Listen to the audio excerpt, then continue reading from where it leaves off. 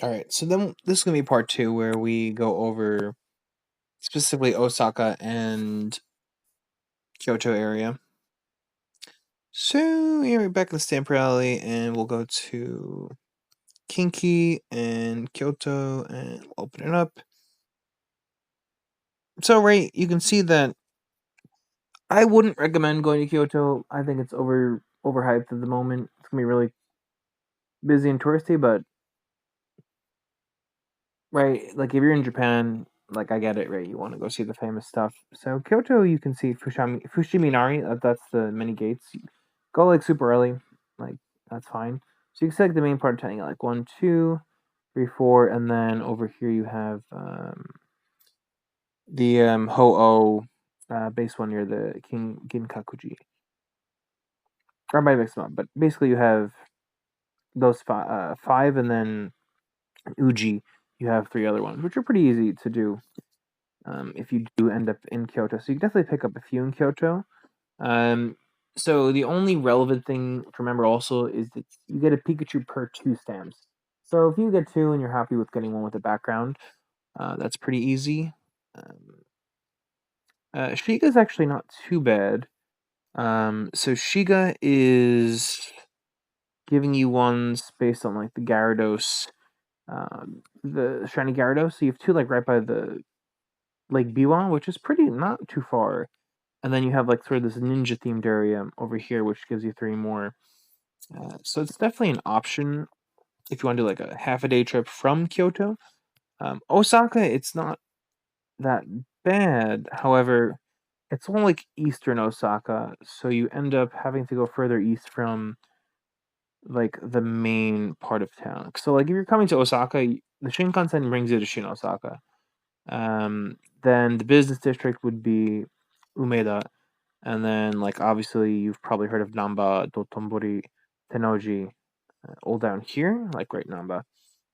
So, like, your main part of town is like here, but they're all here, which is kind of like out of your way. So you have to actually like maybe go to this, right, this rugby stadium one, and then maybe get these 3, and then you could even like, I guess you could pick up this one and come back for that. So you probably can get them. But it's not like near anything. Whereas like Kyoto, you could actually pick up a few. So that would be my recommendation for checking them out. So basically, in the app here is the easiest way. You can load them in the other app, and then you can kind of see the picture of the lid. But you're pretty smart. So now I'll give you this is basically like all the touristy parts to check out. But I'm gonna recommend to you the Chubu or Shizuoka. So I had done a homestay in Mishima, and that is where I am now, as you can see. And basically, Mishima is really great because I think it gives you a more authentic Japan experience. Right, it's not super touristy. It's a little advanced because you have to kind of know what you're doing, and right, there's maybe not as much support as you might get in more touristy areas, for, like from staff or who could speak a lot of English. But if you're comfortable with that, it gets you pretty close to Mount Fuji right here, and you get on a clear day you can see Mount Fuji really well. So that is one benefit. And there's tons of day trip options. So you have the Izu Peninsula here, which the people from Tokyo, right, will come out to here to relax and enjoy the Izu Peninsula. Now, to really see, you need to rent a car. But you can do like day trips from Mishima to like Atami, which is like a seaside town. There's this art museum. Then if you go further along the coast to Ito, and eventually down here to this Jogasaki Kaigan. Um, Actually, that station is good, or you can do the next station over, which is maybe a little better because it gets you to like this Tajima Falls, and you get kind of this teddy bear museum. So basically, this Jogasaki Kaigan is leftovers from some volcanic, all that lava and kind of stuff, and it leaves a really nice walking. You can like walk along here. It definitely is a nice half day kind of thing. This was the other park right here. Oh, finances tomorrow.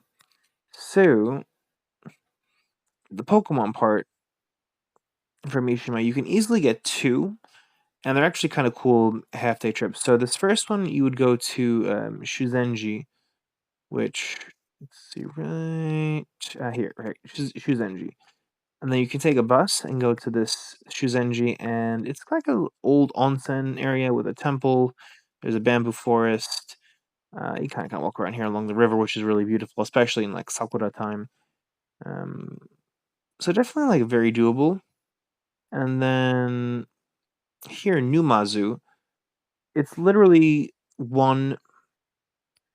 You can see, look, one train stop over. You get here, and then you basically will walk south, and then you get to this one all here by the water, and it's kind of a nice like water area. So like easy half a day to get to 2 for the Mount Fuji background. Because otherwise, like they're kind of inconvenient.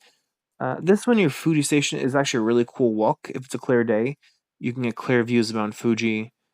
Right, I walked along this way, kind of, and then crossed this river. All right, here, this bridge here, and then you kind of walk to this one. But definitely, it's more of a walk. And right, if you're in Mount Fuji anyway, right, you kind of want to see Mount Fuji. You have the Mishima Skywalk is like really cool. It's a little bit of a bus ride. You can see here, like from Mishima, but from here, the Mishima Skywalk, there's like some adventure rope park kind of stuff. But it's kind of cool because you basically get views of Mount Fuji, etc. And it's like pretty close. When I went, it was a little cloudy, so it wasn't like the best. But like right, going back to the Pokemon part, uh, I would say it's definitely gives you more of a Japan experience, and you can even go to places like Hakone for like a day trip as well from here. You go here, or you want to do Fuji Q Land, which is more over here. Right, that's the theme park, Fuji Q Land. No, not Fuji. Right, that's by over here. So like doing a place like Mishima lets you be like kind of fairly centrally located in terms of the Pokemon. You can get these 2. There are other ones in Shizuoka at like right further down. You can get into like Shizuoka Station and then Hamamatsu, but they're kind of far. And for the most part, if you're coming to Japan, right, you're going to come to Tokyo and see stuff here. Kamakura is like another nice day trip kind of thing. But then, right, like you're probably looking at then going to, Kyoto and etc. So you want to end up over here. So it's kind of, well, not here, but you're in Kyoto, which is like right here. Why is no Kyoto coming? Anyways, Kyoto's like right here. Or right, Osaka. And then you get to Kobe and all that. But yeah, basically that's kind of my recommendations for like Mishima and then further west in Japan.